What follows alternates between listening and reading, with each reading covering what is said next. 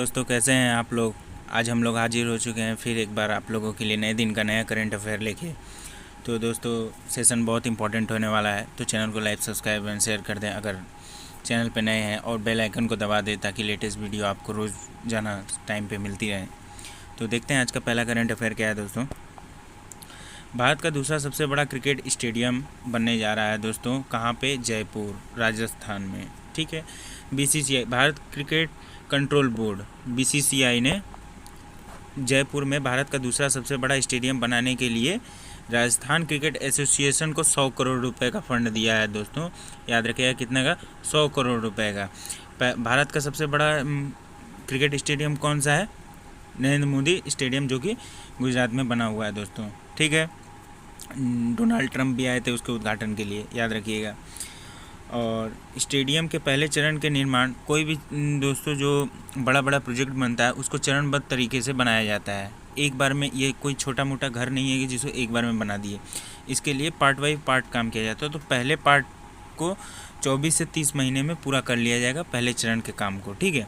यह अंतर्राष्ट्रीय स्तर के 2 अभ्यास मैदान, 4 क्रिकेट अकेडमी, छात्रावास आदि होंगे। इसमें ये सब सुविधाएं मिलेंगी दोस्तों, याद रखिएगा। ठीक है। कहाँ बनने जा रहा है? राजस्थान में बनने जा रहा है, जयपुर में। नेक्स्ट, JAKEDA ने बनाई 5000 सौर ऊर्जा पंप स्थापित करने की योजना। जम्मू कश्मीर में जम्मू और कश्मीर ऊर्जा विकास एजेंसी प्रधानमंत्री किसान ऊर्जा सुरक्षा और उत्थान महाअभियान योजना के तहत 5000 सौर ऊर्जा पंप स्थापित करने की योजना की है दोस्तों। पहले जान लीजिए सौर ऊर्जा पंप क्या है दोस्तों। ये पंप है, इसको चलने के लिए क्या चाहिए? इलेक्ट्रिसिटी चाहिए, जो कि इलेक्ट्रिसिटी या तो जनरेटर से डीजल उजल डाल के उससे चलाया जाता था, या तो किसी और डायरेक्ट इलेक्ट्रिसिटी से चलाया जाता था। लेकिन इन पंपों को चलाने के लिए किसका उपयोग किया जाएगा? सोलर पैनल का। सोलर पैनल से इलेक्ट्रिसिटी बनाई जाएगी और इनके पंप चलाए जाएंगे और पानी से सिंचाई किया जाएगा। इस योजना के लिए 5000 सौर, ऐसे 5000 पंप जम्मू कश्मीर में बैठाने का लक्ष्य रखा गया है सरकार के द्वारा, प्रधानमंत्री किसान ऊर्जा और उत्थान महाअभियान योजना के तहत। इस योजना को याद रखिएगा, पूछ देगा किस योजना के तहत 5000 सौर ऊर्जा पंप बैठाने जाने का लक्ष्य रखा गया है। चालू वित्त वर्ष 2021-22 में 2500 पंप लगाए जाएंगे। ठीक है। इन वर्षों में ये लक्ष्य रखा गया है कि इतना लगा लिया जाएगा। ठीक है। यह योजना केंद्र सरकार से 50%, जम्मू सरकार से 30% सब्सिडी और किसान के हिस्से के रूप में केवल 20% करती है। ठीक है। इस योजना में जो खर्च आएगा उसमें किसान सिर्फ खर्च इसका 20% ही देगा, बाद बाकी 50% सेंट्रल गवर्नमेंट और आपका 30% सब्सिडी कौन देगा? State government. ठीक है। नेक्स्ट देखते हैं दोस्तों। गुलजारी लाल नंदा की जयंती 4 जुलाई दोस्तों। 4 जुलाई को गुलजारी लाल नंदा की जयंती बनाई गई है। इन्हें भारत रत्न भी मिला हुआ है। कब मिला हुआ है? 1997 में। ठीक है। 1964 में जब पंडित जवाहरलाल नेहरू की मृत्यु हो गई और 1966 में लाल बहादुर शास्त्री की भी मृत्यु हो गई। कब मृत्यु हो गई? प्रधानमंत्री PM के पद पे रहते हुए जब इन लोगों की मृत्यु हुई थी, तो उसके बाद जो छोटी अवधि बची रह गई थी प्रधानमंत्री की, उस जगह पे इनको असीम किया गया था, मतलब इन्हें बैठाया गया था। ठीक है। तो इनकी जयंती 4 जुलाई को मनाई गई है और याद रखिएगा ये भारत रत्न से सम्मानित है। इनकी जयंती का डेट ही पूछा जाएगा। नेक्स्ट देखते हैं। पूरक सिंह धामी उत्तराखंड के नए मुख्यमंत्री। Question of the day.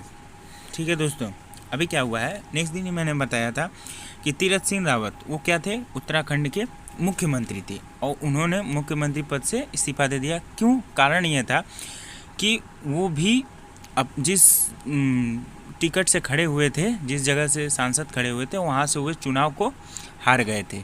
तो नियम, संविधान, कानून यह कहता है कि अगर आप जिस सीट से खड़े हैं और हार जाते हैं, तो अगर आपकी पार्टी जीत गई है पूरी, तो आपको मुख्यमंत्री बनने के लिए उस सीट माने आपको 6 मंथ्स के भीतर में री इलेक्शन होगा और आपको जीत के MLA वहाँ से बनना पड़ेगा।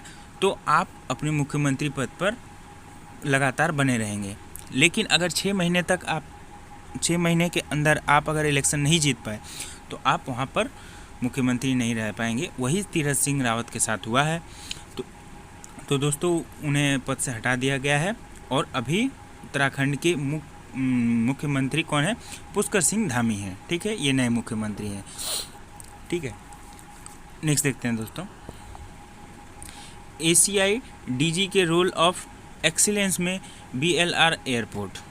ठीक है दोस्तों क्या हुआ है कि बहुत अच्छी सर्विस, बेहतर सर्विस देने के लिए, ग्राहकों को देने के लिए एक सम्मान, प्रतिष्ठित सम्मान एयरपोर्ट काउंसिल इंटरनेशनल के द्वारा दिया जाता है, जो कि बेंगलुरु के केप गौड़ा अंतर्राष्ट्रीय हवाई अड्डा को दिया गया है। ठीक है, ये जो सम्मान है ये ग्राहकों से पहले सर्वे किया जाता है जो एयरपोर्ट पे आते जाते हैं।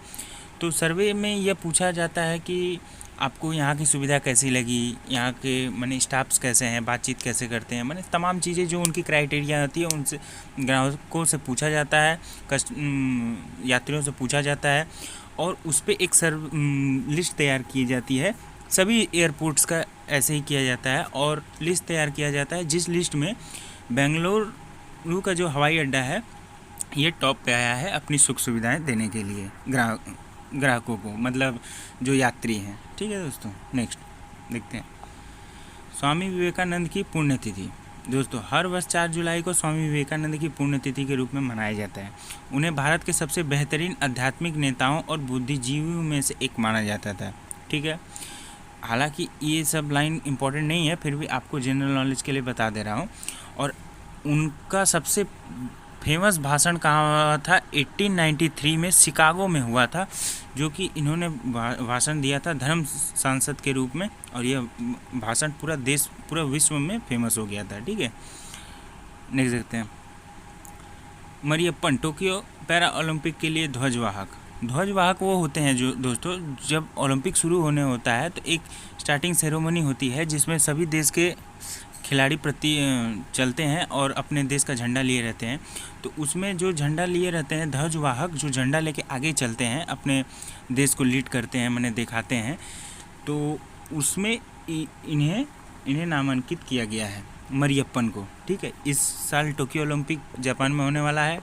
ठीक है, तो वहाँ पर ये ध्वजवाहक लेके आगे बढ़ेंगे। और पैरा ओलंपिक में, वो भी पैरा ओलंपिक क्या होता है?